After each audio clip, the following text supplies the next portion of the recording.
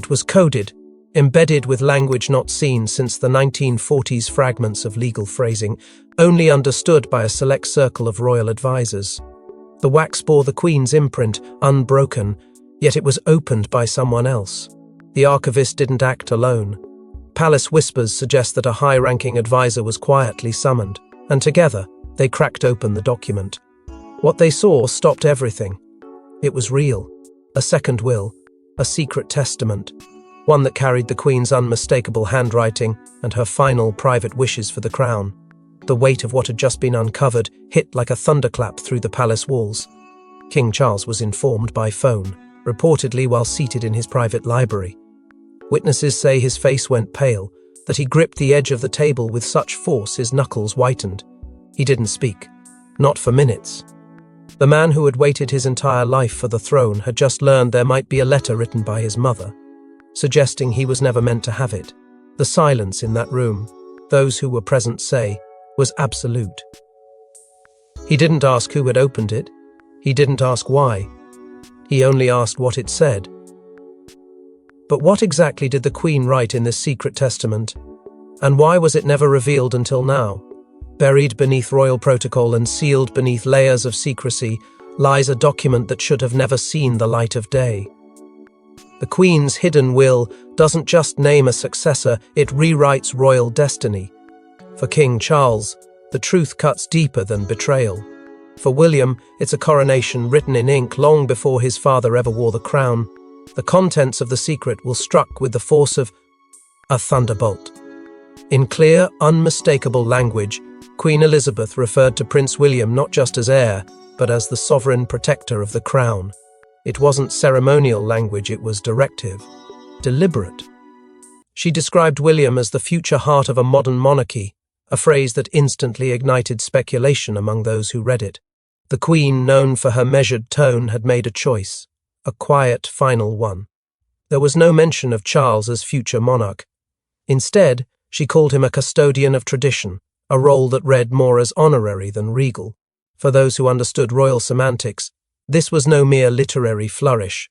It was a seismic redefinition of succession, one that shook the very foundations of everything Charles had waited his entire life to inherit. Within hours of its discovery, the document was placed in the hands of the Royal Legal Council. What followed was chaos disguised in protocol. Legal advisors, many of whom had pledged their loyalty to Charles for decades, were now forced to dissect a will that directly opposed everything they had been preparing for. Fingerprints were dusted, ink samples analyzed, handwriting compared, and after days of frenzied cross-checking, the conclusion was undeniable: the Queen had written and signed it herself. The signature bore her characteristic flourish. The ink used was from her personal fountain pen, and the parchment matched a batch last used at Balmoral. Most shockingly, the date was just 3 weeks before her passing. Not only was this no forgery, it was almost certainly the final command of a monarch who saw further than those around her dared to look.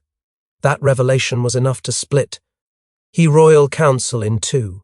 Some believed the will must be respected, citing it as the Queen's final constitutional wish. Others argued that it was invalid, unfiled, unratified, a private letter rather than a legal instrument. The debate raged behind the gates of St. James's Palace, with voices rising louder than royal etiquette had allowed in decades. One councillor was said to have slammed his folder shut, declaring, "If we uphold this, we are rewriting the monarchy. If we ignore it, we're betraying the Queen." The division didn't stay quiet for long. Leaks began to trickle into the press, whispers of a second will, of a new heir, of a crown at war with itself. Headlines began to appear with one word dominating them all. Behind palace walls, Charles remained unusually silent. Those closest to him claimed he refused to meet with the council directly, instead receiving written updates and declining to offer a position. It was said he spent hours walking alone, rereading the Queen's wording again and again, searching for some phrase, some clause that could be interpreted differently. But there was none. The language was final, chillingly so, and even if the document held no formal authority, it carried something far more powerful intent. The Queen hadn't just questioned her son's right to the throne, she had removed him from it entirely, at least in her mind. The betrayal wasn't political, it was maternal, personal. and no legal ruling could undo the shadow that had now fallen over his reign. And as legal minds battle behind palace doors, Charles confronts a darker truth: his mother's secret doubts about his reign. For Charles, the sting wasn't in the will, it was in the rear-soning. Hidden within the Queen's final notes were reflections that reveal something more painful than betrayal: doubt. She had questioned whether her own son could lead the crown into the future, and her reasons will leave you stunned. Tucked beside the secret testament, buried in a worn, leather-bound notebook bearing the Queen's initials, were personal reflections never meant for public eyes. These were not legal declarations, they were maternal confessions, quiet musings scribbled during sleepless nights. And in them, the late Queen laid bare the silent storm she had wrestled with for years. She wrote of her deep affection for Charles, calling him sensitive and introspective, but followed that with a line that would shatter any son's heart, perhaps too delicate for what the future demands. Her concern wasn't about his knowledge of statecraft or his decades of training. It was about something far more personal: his emotional fragility, his tendency to recoil from confrontation. The Queen, it seemed, feared that the world he would inherit was far less forgiving than the one she once ruled. Her writings went further, carefully dissecting the relationships Charles had cultivated throughout his adult life. She noted his propensity to trust the wrong people, and quietly expressed her unease with several figures who had influenced him in his earlier years, figures whose reputations had grown more questionable with time. There was a quiet alarm in her tone, not scandalized but disappointed. It wasn't just about the optics, it was about legacy, about survival. Her words carried the weight of a sovereign who had seen the monarchy tested over decades and knew, in her final wis, that it was entering a new and dangerous era. But even as she gently distanced herself from Charles's style of leadership, she wrote glowingly of William. In line after line, she described his measured temperament, his restraint under fire, and how he had never once allowed the crown to become overshadowed by his personal life. She wrote with admiration for Catherine, calling her the calming force behind the storm, and even referred to the couple as the axis of modern stability. The contrast was undeniable.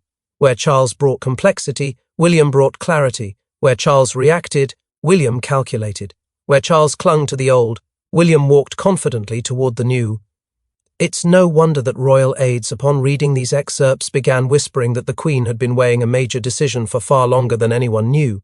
Some insiders even claim she had expressed doubts about the line of succession in private conversations years before her death, but had been dissuaded from acting too drastically. Yet now, with these pages laid bare, it became clear this wasn't a recent change of heart. It was a long-fought internal war between a mother's love and a monarch's duty. Charles, upon reading the diary, is said to have left the room wordlessly. What happened next is known only to a handful of individuals, but it's whispered that he wept alone, for hours, in the room once used by the Queen to prepare her red boxes. His next public appearance, at a Privy Council meeting, was telling. He spoke little, he avoided eye contact, and while the agenda moved forward, his silence echoed through the chamber more loudly than any decree.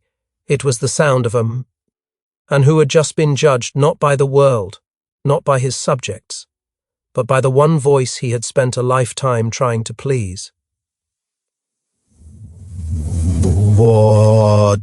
Charles can regain control. An unlikely source confirms the will's authenticity and ignites a storm that cannot be contained. He had been silent for decades, a ghost in the palace halls, but now the Queen's most trusted confidant steps forward with a truth only he could confirm. His testimony doesn't just validate the will, it exposes an inner circle plan to bypass the king before the Queen even passed. The man who had polished silver with the same hands that guarded the Queen's most sacred confidences had long faded into royal obscurity. But when the news of the secret will broke, something inside him stirred. For years the former royal butler had protected a truth he believed would die with him. But the silence surrounding the Queen's final intentions had grown too loud, and the lies he claimed had gone on too long. In a private interview turned national broadcast, he stepped into the light, not as a servant of the palace, but as a witness to history. His voice was calm, unwavering, and his words left no room for doubt. I was there when she wrote it. I saw her hand tremble, not from fear but from resolve. He went on to describe secret sessions, moments when William would be ushered into the Queen's private sitting room, unannounced and unrecorded, often for hours at a time. These were not casual chats between grandmother and grandson. The Queen, he said, had a folder marked contingency only, and in it plans for what she called a soft emergency transition. She feared deeply that the public would resist Charles's coronation, fearing that Charles, after waiting his entire life, would never recover from such a betrayal. The Queen listened, Camilla recalled, with compassion but not hesitation. "This isn't about who deserves it," she reportedly replied. "It's about who can survive it." That answer shattered the last illusion that Charles's path to the throne was guaranteed by love alone. The Queen was not acting out of sentiment. She was making a sovereign decision rooted in survival, not emotion. In the weeks following that exchange, palace staff began noticing a distinct chill between Charles and the Queen. He was often absent from her side during key briefings, appearing withdrawn and agitated in moments that once demanded his undivided focus. Several senior aides would later admit they had been instructed to limit sensitive briefings when both were in the same room. Now, those instructions make chilling sense. Camilla, bearing the weight of the Queen's confession, said nothing. She told no one, not even Charles, out of love, out of fear, out of a desperate hope that the Queen would change her mind. But she didn't. And when the hidden will surfaced, Camilla knew exactly what it was because she had already been told. That silence has now cost her dearly. With her confession leaked through trusted channels, a divide has erupted within her own inner circle. Some believe she acted nobly, protecting Charles from a truth that would have broken him. Others accuse her of complicity in the Queen's deception. The fractures are not just political, they are personal. Trust has eroded. Camilla's once solid role beside Charles now feels like a fragile performance, propped up by tradition but hollowed by secret. Even her closest advisers question how long she can maintain her position under such mounting scrutiny. The Queen Consort is now isolated, shielded from the public, but exposed to whispers louder than ever. But while Camilla struggles to contain the fallout, William's reaction shocks even his closest allies. In the middle of the chaos, one man says nothing. No press conference, no denial, no embrace of the will's command. But behind William's silence lies a storm of moral conflict and a hidden letter that reveals his inner turmoil about dethroning his own father. As headlines exploded and royal aides scrambled, William remained still. Not a single word escaped him. Not even as reporters demanded clarity and senior advisers begged for direction. His silence was not weakness, it was calculation. Behind closed doors, he read and reread a letter, written in his grandmother's careful hand, addressed only to him. It had arrived months earlier, delivered by a discreet courier who said only, "Her Majesty instructed this be given at the right time." That time, it seemed, had arrived. In the letter, the Queen didn't command, she cautioned. She told him to stand ready, not eager, and warned that the path ahead would require sacrifice, restraint, and wisdom beyond his years. The words pierced him, because William knew this was not about taking a crown. It was about protecting the institution at a cost no man should have to bear. In the privacy of their home, away from the pressure of council chambers and the roar of public speculation, William opened up to Catherine. His voice was low, cracked, almost broken. "This isn't how I wanted it," he admitted. The pain in his eyes, she woo. LD later recall, wasn't about ambition. It was about betrayal. Not of his father, but of everything he believed royalty was meant to be. For William, the very idea of bypassing Charles felt like a desecration of the line he had grown up respecting. And yet, with every new revelation, with every new voice confirming the Queen's intent, that line became harder to defend. Behind palace doors, it said William made a bold offer to reject the secret will outright, to issue a statement confirming his father's right to rule, regardless of the Queen's final words. But Catherine, composed yet fierce, urged him to pause. She reminded him that the Queen hadn't acted in fear, but in foresight. "She trusted you with this," she told him, "not because you wanted it, but because you never asked for it." That distinction haunted him. In a family where desire had so often corrupted duty, William's reluctance had become his greatest virtue, and now it was his burden. Through it all, his silence became deafening. Within palace walls, it was interpreted as strength by some, hesitation by others. But to those closest to him, it was the silence of a man who understood the weight of every word he might say. He knew that one sentence could tip the balance of the monarchy.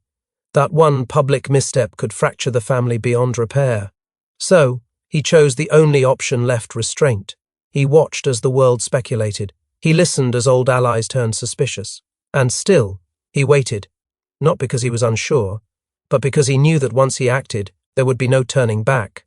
As William wrestles with loyalty and duty, the monarchy faces a new enemy, not from within but from the public.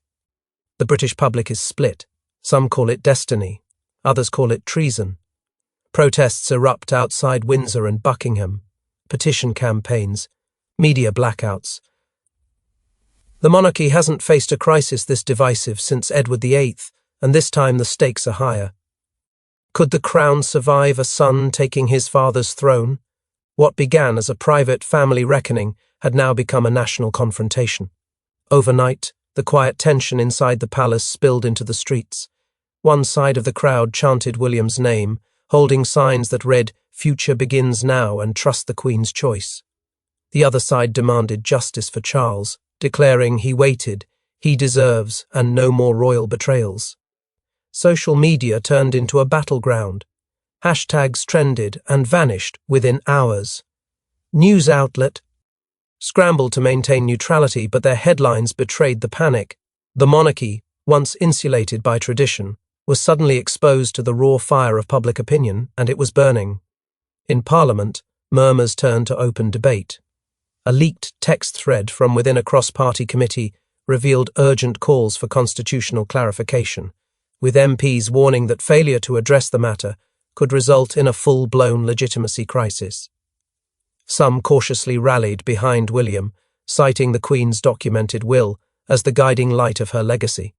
Others insisted Charles remained the lawful sovereign, and that any deviation from that path would destroy the monarchy's credibility.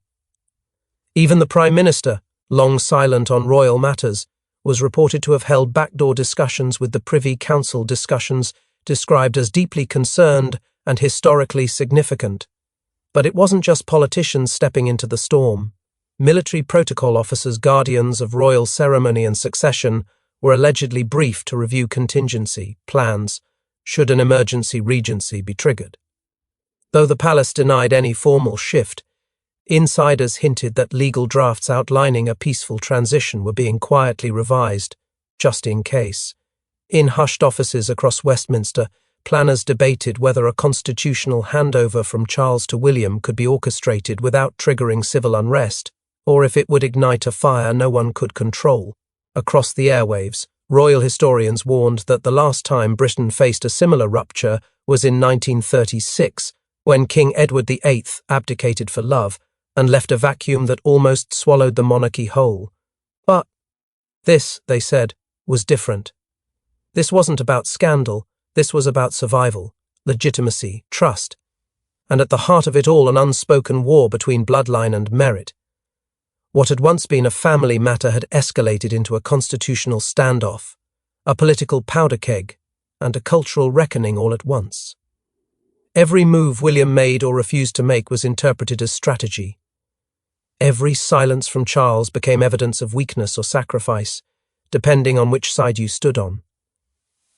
The monarchy, that ancient and immovable institution, was now trembling, but just when it seemed the battle lines were drawn, a final twist threatens to render every decision meaningless.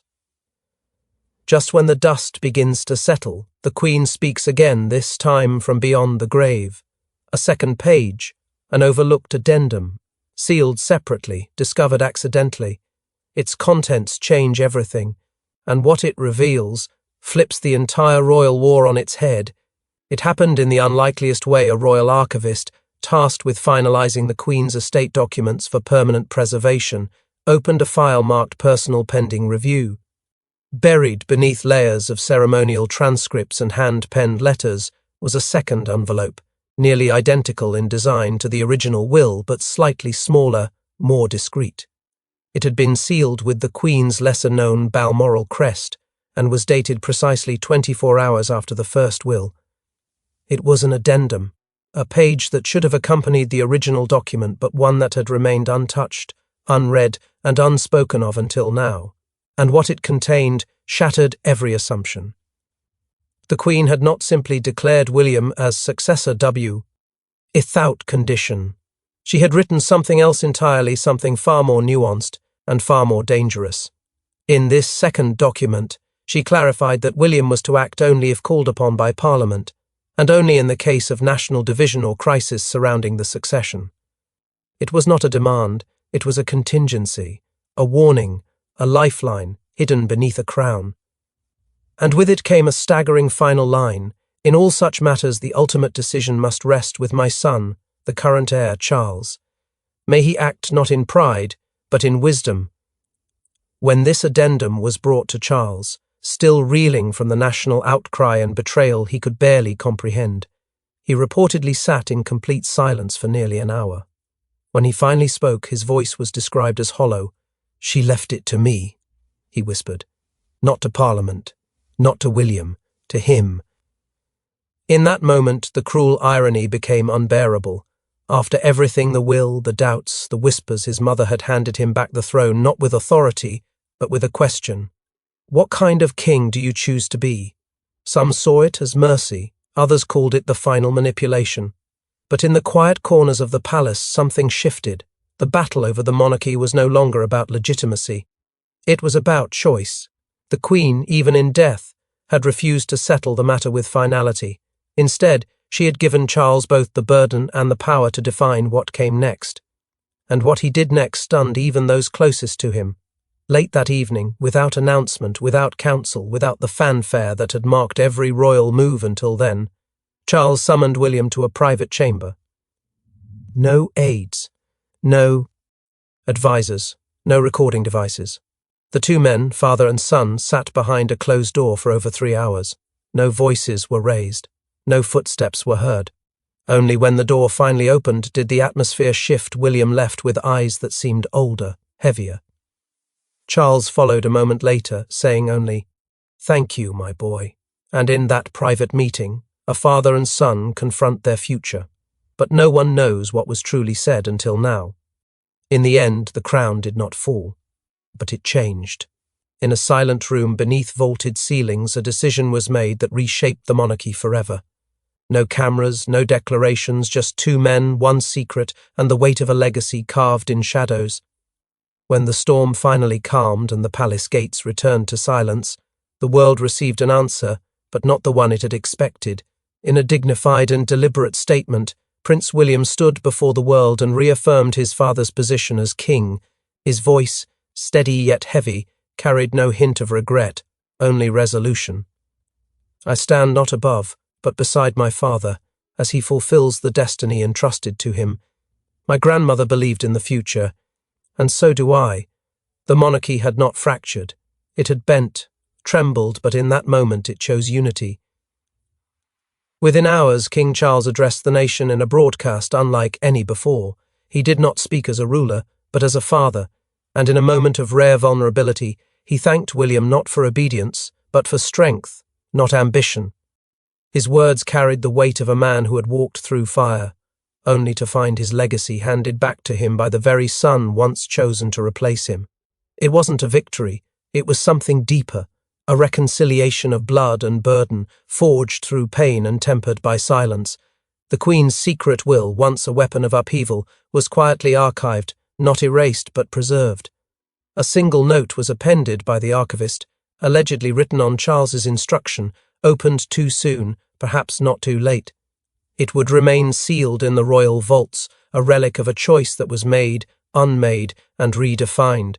Meanwhile, Camilla, shattered by the revelations and her own role in them, withdrew indefinitely from public life. No official announcement, no farewell tour. Just absence, whispered in every appearance she didn't make. But as one voice faded, another rose. Catherine stepped forward not in ceremony but in presence. She became the steady hand beside William, the bridge between what was and what could be. At events, in quiet meetings, in the subtle architecture of influence, she began to shape the Crown's future not with declarations but with direction. And the public saw it, felt it, a quiet new chapter unfolding in real time. Inside Buckingham, staff no longer speak of restoration. They speak of adaptation. The monarchy, they say, has survived but not unchanged. It has shed one skin for another. And though the throne remains intact, something sacred has shifted beneath it. A truth no one can unknow, a weight no one can carry the same way again. Because behind every crown, there is a secret no one was meant to uncover. Thanks for watching. Please don't forget to like and subscribe, and we will see you in next one.